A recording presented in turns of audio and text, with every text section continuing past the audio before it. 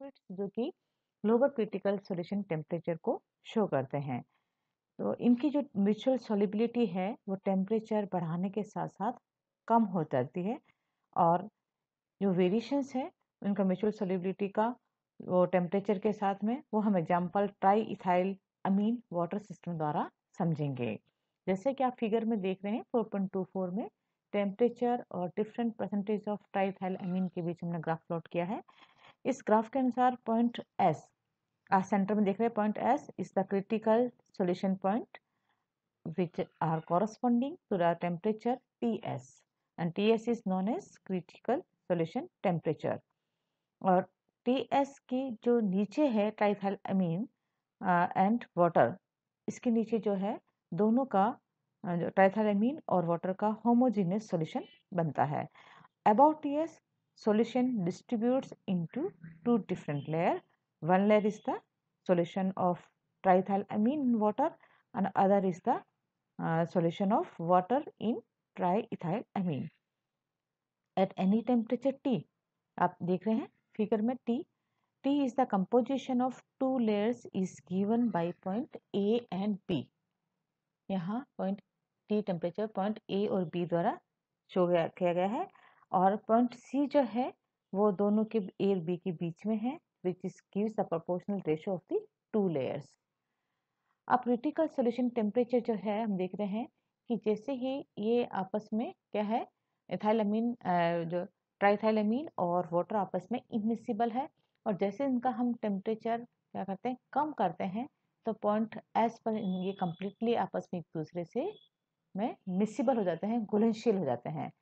तो ऐसे टेम्परेचर क्या कहलाता है, लोअर क्रिटिकल सॉल्यूशन टेम्परेचर।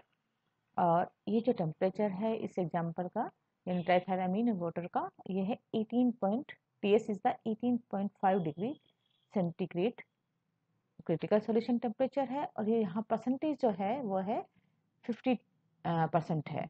50% ट्राइथाइलामीन है और बाकी है 50% वाटर है। ऐसे कई एग्जाम्पल है जो कि लोअर क्रिटिकल सॉल्यूशन टेम्परेचर को शो करते हैं। फॉर एग्जाम्पल है वाटर डाइथाइलामीन, उनका जो क्रिटिकल सॉल्यूशन टेम्परेचर है वो 43.0 है, और वाटर मिथाइल पाइपराइडिन, और ये भी इनका टेम्परेचर जो है क्रिटिकल सॉल्यूशन है वो है लोअर क्रिटिकल सॉल्यूशन 48.0।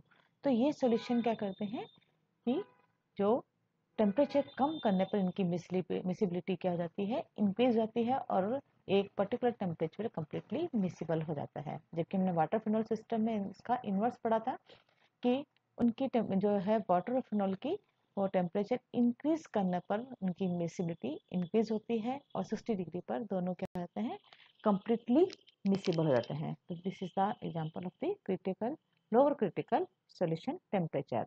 अब हम ऐसे सॉल्यूशन की जो कि ऐसे सिस्टम की जो कि अपर और लोअर दोनों क्रिटिकल सॉल्यूशन टेम्परेचर को शो करते हैं। Now system having both upper and lower critical solution temperature, इसको हम समझ सकते हैं एग्जांपल 4, ये आप देख रहे हैं फिगर 4.25। एग्जांपल है nicotine in water. Nicotine water जो सिस्टम है ये दोनों क्रिटिकल सॉल्यूशन टेम्परेचर को शो करता है, लोअर को एंड अपर। ये जो केसेस है इसमें क्या है, एक जो सॉल्यूशन है वो तो उनका जो है सॉल्युबिलिटी है वो है बोथ जो है अपर क्रिटिकल सॉल्यूशन टेम्परेचर को शो करती है, दूसरी जो है लोअर क्रिटिकल सॉल्यूशन टेम्परेचर को। This is the example of the nicotine water system. यहाँ आप देख रहे हैं अलग अलग टेम्परेचर पर और अलग अलग परसेंटेज जो है निकोटीन का वाटर में है। यहाँ इसके बीच हमने ग्राफ प्लॉट किया, ये फिगर प्लॉट किया है। ये जो साइक्लिक कर्व देख रहे हैं आप, इसमें पॉइंट सी, ये जो पॉइंट सी है यहाँ दो लेयर्स है, एक तो है निकोटीन इन वाटर, दूसरी है वाटर इन निकोटीन।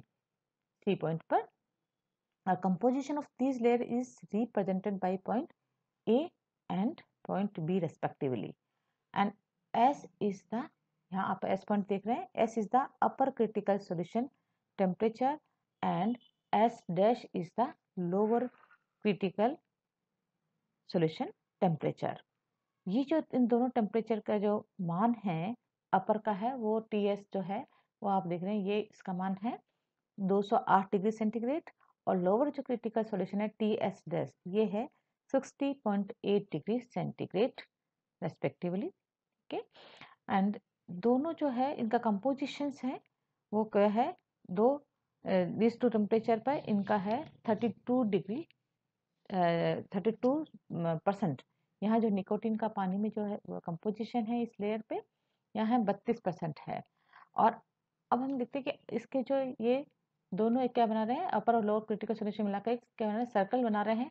इस सर्कल के बाहर, इस इनक्लोज एरिया के बाहर जो है वो कंप्लीटली क्या होते हैं, किसी भी टेम्परेचर पे ये दोनों निकोटीन वाटर क्या रहते हैं, कंप्लीटली आपस में मिसिबल होते हैं। एक बात इसमें इंपॉर्टेंट और है कि प्रेशर, यह हमने ग्राफ केवल टेम्परेचर और परसेंटेज के बीच में प्लॉट किया है, मास परसेंटेज के बीच में। अब प्रेशर हम देखते हैं इस सिस्टम में इंपॉर्टेंट रोल प्ले करते हैं। The pressure also has a marked effect on this system. अगर हम इसमें एक्सटर्नल प्रेशर को अप्लाई करें तो देखते हैं कि अपर और लोअर जो क्रिटिकल सॉल्यूशन टेम्परेचर है वह आपस में एक दूसरे के नज़दीक आ जाते हैं, और एक पर्टिकुलर टेम्परेचर पर दोनों लिक्विड आपस में क्या हो जाते हैं, कंप्लीटली मिसिबल हो जाते हैं। तो ये था एग्जाम्पल था अपर और लोअर क्रिटिकल सॉल्यूशन टेम्परेचर का। ऐसे सिस्टम बहुत से सिस्टम है जो कि दूसरे एग्जाम्पल्स भी देखते हैं हम, जो कि दोनों को अपर और लोअर क्रिटिकल सॉल्यूशन टेम्परेचर को शो करते हैं। फॉर एग्जाम्पल ग्लिसरॉल, एम टोलुडिन, इनमें जो है अपर सॉल्यूशन टेम्परेचर है 120 है, लोअर क्रिटिकल सॉल्यूशन है 7। और बीटा पिकोलिन एंड वाटर सिस्टम, इसमें भी अपर क्रिटिकल सॉल्यूशन 153 है और लोअर क्रिटिकल सॉल्यूशन 49 है। और ethyl methyl ketone and water system, इनमें अपर क्रिटिकल सॉल्यूशन टेम्परेचर 133 है और लोअर क्रिटिकल सॉल्यूशन -6.0 है। ये सभी सिस्टम जो मैंने अभी बताए हैं एग्जाम्पल, ये सभी सिस्टम क्या करते हैं, दोनों को यानी दोनों कॉन्स्टेंट टेम्परेचर को शो करते हैं। अब हम बात करेंगे एक इम्पॉर्टेंट चीज़ की, जो है इफेक्ट ऑफ फॉरेन सब्सटेंसेस और हम कह सकते हैं impurities on the critical solution temperature, ये हम कह सकते हैं कॉन्स्टेंट टेम्परेचर।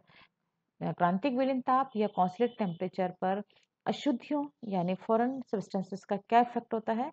तो इसको हम देखते हैं कि अगर कोई इम्प्योरिटीज किसी लिक्विड में अगर हम डाल दें तो उसका क्रिटिकल सॉल्यूशन टेम्परेचर भी चेंज हो जाता है। अगर ऐसी ऐसी इम्प्योरिटी जो कि सिस्टम के क्रिटिकल सॉल्यूशन टेम्परेचर को इंक्रीज कर देती है, फॉर एग्जांपल लेते हैं हम 0.1 एम नेफ्थलीन। अगर 0.1 एम नेफ्थलीन को हम ऐड कर दें फिनोल वाटर सिस्टम में, जैसे मैंने आपको पहले बताया था, फिनोल वाटर सिस्टम समझाया था, जो कि क्या करता है, क्रिटिकल सॉल्यूशन टेम्परेचर को शो करता है। तो इसका जो क्रिटिकल सॉल्यूशन टेम्परेचर है उसमें अगर हम 0.1 एम नेफ्थलीन की इम्प्योरिटी ऐड कर दें या फॉरेन सब्सटेंस को ऐड कर दें तो उनका जो टेम्परेचर है 20 डिग्री सेंटीग्रेड इंक्रीज जाता है। इसी तरह से हम ऐसे सब्सटेंस को ऐड करें जो कि दोनों में क्या हो, घुलनशील हो, तो ऐसे सब्सटेंस क्या करते हैं, क्रिटिकल सॉल्यूशन टेम्परेचर को डिक्रीज कर देते हैं। जैसे एग्जांपल लेते हैं हम सक्सेनिक एसिड। इसमें अगर सक्सेनिक फिनोल वाटर सिस्टम में अगर हम सक्सेनिक एसिड को डाल देते हैं तो वह क्या करता है, क्रिटिकल सॉल्यूशन टेम्परेचर को डिक्रीज कर देता है। एंड ऐसे सब्सटेंसेस कहलाते हैं, मतलब नेगेटिव सॉल्टिंग इफेक्ट कहलाता है इनका। और दिस मीन्स जो फॉरेन सब्सटेंस है इनका भी इफेक्ट जो है क्रिटिकल सॉल्यूशन टेम्परेचर पे होते हैं। कुछ सब्सटेंस क्रिटिकल सॉल्यूशन टेम्परेचर को इंक्रीज करते हैं, कुछ सब्सटेंस जो क्रिटिकल सॉल्यूशन टेम्परेचर को डिक्रीज कर देते हैं। तो it means critical solution temperature is so sensitive to the traces of impurities, so it may be used as a test of purity of the substances। जब हम कोई experiment करते हैं उसकी प्योरिटी चेक करनी जरूरी है, अदरवाइज इसमें कोई इम्प्योरिटी होगी तो उसका क्रिटिकल सॉल्यूशन टेम्परेचर क्या होता है, चेंज हो जाता है। अब हम नेक्स्ट टॉपिक को देख, इम्पोर्टेंट टॉपिक है जो है Nernst distribution law. Nernst distribution law क्या है कि सबसे पहले इसको बर्थलोट एंड जंग फिश इन 1872 इन्होंने एक्सपेरिमेंट करके बताया कि अगर हम आयोडीन को पानी और carbon tetrachloride either carbon disulphide में अगर डिजोल्व करते हैं तो वह आपस में वह इस तरह से वितरित होती है कि इक्विलिब्रियम पर आयोडीन का जो रेशो है वह दोनों सॉल्वेंट में कांस्टेंट आता है। और ये जो है रेशो जो है वो उसके टोटल अमाउंट कितना हमने आयोडीन को ऐड किया उस पर डिपेंड नहीं करता है। यानी आयोडीन का डिस्ट्रीब्यूशन जो है पानी में और कार्बन डाइसल्फाइड में एक पर्टिकुलर टेम्परेचर पर दोनों में इस इक्विलिब्रियम पर क्या रहता है, दोनों में इसका रेशो सेम रहता है। तो ये बताया था सबसे पहले बार्टलोट और जंगफ्लिश ने। इसको हम इस फिगर से समझ सकते हैं कि ये दो सॉल्यूशन है, ये ऊपर वाटर है, एक्वस लेयर है, नीचे किसकी है, कार्बन डाइसल्फाइड की है। अगर इसमें हमने आयोडीन ऐड की है तो आयोडीन का जो डिस्ट्रीब्यूशन है दोनों लेयर में एक पर्टिकुलर टेम्परेचर पर और साम्यावस्था पर, इसका आयोडीन का डिस्ट्रीब्यूशन रेशो यानी concentration of CS2 and concentration of H2 are constant. यानी दोनों में इसका जो रेशो है वह एक कांस्टेंट होता है। यहाँ जो K है, K known as the distribution coefficient या पार्टीशन कोफिशिएंट कहलाता है, और इसमें इसको डिस्ट्रीब्यूशन रेशो भी कहते हैं। और इसके बाद में इसको समझाया था कि इसके जो डिस्ट्रीब्यूशन कोफिशिएंट है, इसको ऑक्जेलिक एसिड का भी हमने देखा था कि ऑक्जेलिक एसिड को भी ईथर और वाटर में अगर डिजोल्व करते हैं तो उसका भी जो डिस्ट्रीब्यूशन कोफिशिएंट कांस्टेंट आता है। अब इसको 1891 में डब्ल्यू नस्ट ने एस्टैब्लिश किया था एक law which is known as the Nast distribution law.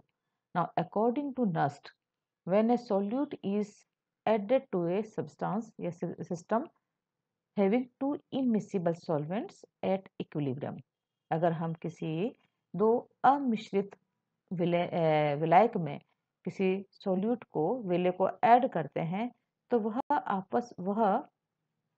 दोनों सोलवेंट में इस तरह से डिस्ट्रीब्यूट होता है, वितरित होता है कि दोनों फेजेस में उसका जो अमाउंट ऑफ रेशियो है वो कांस्टेंट रहता है एक पर्टिकुलर टेम्परेचर पर। Isn't it? कि अगर जैसे हमने आयोडीन का भी एग्जांपल लिया था कि आयोडीन किस में डिसॉल्व की हमने, वाटर में और कार्बन डाइसल्फाइड में। ये दोनों सॉल्वेंट आपस में क्या है, इमिसिबल है, अमिश्रणीय है। इसमें हमने ऐड किया है आयोडीन को, आयोडीन इज द सोल्यूट। तो आयोडीन दोनों सॉल्वेंट में एक पर्टिकुलर टेम्परेचर पर इस तरह से वितरित होती है कि उसका जो है रेशो है वो क्या आता है, उसका दोनों फेजेस में रेशो कांस्टेंट आता है। यानी सोल्यूट ए डिस्ट्रीब्यूट्स जो between the two immiscible solvent A and B according to the Nast law, Ca upon Cb is equal to constant. In concentration of A and concentration of B at particular temperature is constant and which is known as the distribution coefficient. ये Nernst ने बताया था, so it is known as the Nast distribution law. अब हम Nernst distribution law के dynamic derivation की बात करेंगे कि नस्ट ने किस तरह से लॉ का थर्मोडायनेमिक डेरिवेशन बताया कि अगर हम मानते हैं ए और बी दो इमिसिबल सॉल्वेंट है, जैसे मैंने एग्जांपल में बताया था वाटर एंड कार्बन डाइसल्फाइड, अगर आपस में क्या है, एक दूसरे से कांटेक्ट में है, एक्स एक सोल्यूट है जो कि दोनों सॉल्वेंट में क्या है, सॉल्युबल है। जैसे एग्जांपल में आपको बताया आयोडीन जो कि दोनों सॉल्वेंट में घुलनशील है। अब chemical potential of the solid in liquid A is given as follow. जैसे हमने थर्मोडायनेमिक्स में हम पहले ही सेकेंड ईयर में पढ़ चुके हैं कि जो केमिकल पोटेंशियल है वो लिक्विड ए का इस तरह से दे सकते हैं, mu A equal to mu not 1 plus R T L N A capital A, where A capital A is the activity of solute X in liquid A and mu naught A is the standard chemical potential of the A. हमने अभी liquid A की बात कर रहे हैं, इसी तरह से हम अगर लिक्विड B का केमिकल पोटेंशियल दे सकते हैं, mu b equal to mu naught b plus R T L N A b, जहाँ a b represents the activity of solute X in liquid B। अब हम देखते हैं कि एट दी जो इक्विलिब्रियम है, इक्विलिब्रियम पे क्या रहेगा कि जो केमिकल पोटेंशियल है तो एक्स का वो क्या रहेगा, दोनों सॉल्वेंट्स ए और बी का बराबर होगा, यानी mu A equal to mu B are equal at the equilibrium. साम्य अवस्था में दोनों का केमिकल पोटेंशियल का मान समान होगा। तो हम इक्वेशन जो भी अभी लिखी थी कि mu naught A plus R T L N A equal to mu naught B plus R T L N A B, इसको हम लिख सकते हैं, या हम इस इक्वेशन को रीअरेंज कर सकते हैं, L N A activity of A activity of upon activity of B, यहाँ हम लिख सकते हैं इसको mu naught B minus mu naught A upon RT। इसको इस इक्वेशन को अगर हम रीअरेंज कर सकते हैं और जहाँ हम देखते हैं कि यहाँ हम इस इक्वेशन को ln का अगर हम निशान हटाएंगे तो इसको एक्सपोनेंशियल फॉर्म में चेंज कर सकते हैं कि A upon AB exponential mu naught B minus mu naught A upon RT। ठीक है, log की जगह इसको हमने एक्सपोनेंशियल फॉर्म में चेंज कर दिया है। Now at constant temperature mu naught A and mu naught B are the constant. हमने बताया अभी आपको दोनों केमिकल पोटेंशियल एक पर्टिकुलर टेम्परेचर पे क्या रहेगा, कांस्टेंट रहेगा। तो इसलिए इस इक्वेशन में क्या हो जाएगा, activity of A upon activity B equal to constant at a particular temperature, ये कांस्टेंट टेम्परेचर। तो इस अब हमने देखा सॉल्यूशन क्या है, अगर डाइल्यूट हो तो एक्टिविटीज क्या होगी, दोनों की कंसंट्रेशन के बराबर मान सकता है यहाँ, यानी एक्टिविटी को हम कंसंट्रेशन के टर्म में शो कर सकते हैं एट डाइल्यूट सॉल्यूशन में। तो A upon AB equal to C1 upon C2 लिख सकते हैं। जब क्या हो, सॉल्यूशन डाइल्यूट हो तो एक्टिविटी को हम कंसंट्रेशन के टर्म में यूज करते हैं, हम पहले ही पढ़ चुके हैं। तो C1 upon C2 equal to constant. This is the Nernst distribution law कि दोनों की कंसंट्रेशन लिक्विड की जो है C1 अपॉन C2 का मान क्या होता है, कांस्टेंट होता है और ये हम कह सकते हैं डिस्ट्रीब्यूशन कोएफिशिएंट K के बराबर है। It is known as the it gives the thermodynamic derivation of the distribution law. पर इस डिस्ट्रीब्यूशन लॉ के कुछ लिमिटेशंस है नर्स्ट डिस्ट्रीब्यूशन लॉ की, कि जो कांस्टेंट टेम्परेचर है वो मतलब फॉलो तभी करता है कि जब पर्टिकुलर कंडीशंस में ही नर्स्ट डिस्ट्रीब्यूशन लॉ फॉलो करता है और टेम्परेचर कांस्टेंट होना चाहिए। क्योंकि हम जानते हैं कि सॉलिड की जो सॉल्युबिलिटी है वो टेम्परेचर पर डिपेंड करती है। टेम्परेचर अगर वेरी करेगा तो उसकी सॉल्युबिलिटी चेंज हो जाएगी, तो डिस्ट्रीब्यूशन कोएफिशिएंट का मान भी चेंज हो जाएगा। So temperature should be constant throughout the experiment. It is the limitation of the distribution law. Second, solution क्या होना चाहिए, बहुत ideally dilute होना चाहिए। solution में concentration क्या होनी चाहिए, कम होनी चाहिए। जहाँ higher concentration पे ये क्या करता है, इस नियम में deviation आ जाता है। तो it means solution should be dilute. तीसरी condition है solid should not alter the mutual solubility of the two solvent. जो सॉल्यूट हमने ऐड करते हैं वह दोनों सॉल्वेंट के आपस की सॉल्युबिलिटी में कोई परिवर्तन नहीं करना चाहिए। जैसे मैंने आयोडीन आपको ऐड की थी वाटर एंड CH2 में, यह आयोडीन आपस में डिस्ट्रीब्यूट होती है परंतु पानी और CH2 की सॉल्युबिलिटी में कोई परिवर्तन नहीं करता है। इट मीन्स ये जो है ये नियम तभी वैलिड होगा जब solvent are immiscible with each other and there is a change in their immiscibility due to the presence of solute, तो law can be deviate। ये law उस टाइम क्या हो जाता है, वैलिड नहीं रहता है। और जो सोल्यूट डिस्ट्रीब्यूटेड होता है वो म्यूचुअल सोल्युबिलिटी की जो है इसको लोअर कर देता है, म्यूचुअल सोल्युबिलिटी को कम कर देता है। आइडियल सॉल्यूशन के according ratio of the concentration of solute in two solvent is equal to the ratio of solubility in two solvent, यानी C1 अपॉन C2 का मान S1 अपॉन S2 के बराबर होना चाहिए। जितनी कंसंट्रेशन है दोनों का C1 C2 का मान कांस्टेंट आएगा तो सोल्युबिलिटी भी S1 अपॉन S2 का मान कांस्टेंट होना चाहिए। तो इस तरह से ये कुछ इसकी जो लिमिटेशंस है। और इसमें एक और लिमिटेशन है कि जो इसका सोल्यूट का जो मॉलिक्यूलर स्टेट है दोनों सॉल्वेंट के अंदर क्या रहनी चाहिए, सेम होनी चाहिए। अगर वो आपस में अगर डिसोसिएट हो जाता है या एसोसिएट हो जाता है तो उस केस में उसकी सोल्युबिलिटी क्या हो जाती है, इफेक्ट हो जाएगी, अफेक्टेड करेगी और यहाँ ये नस डिस्ट्रीब्यूशन लॉ इसमें फॉलो नहीं कर पाएगा, यानी C1 अपॉन C2 का मान कांस्टेंट नहीं आएगा। तो जो सोल्यूट हम ऐड कर रहे हैं दोनों सोल्यूट पे, it should be not change in the change the molecular state in the both solvent. तो it is a this all are the limitations of the नस डिस्ट्रीब्यूशन लॉ। अब हम नेक्स्ट चैप्टर में इसके कुछ एप्लीकेशन है वो डिस्कस करेंगे।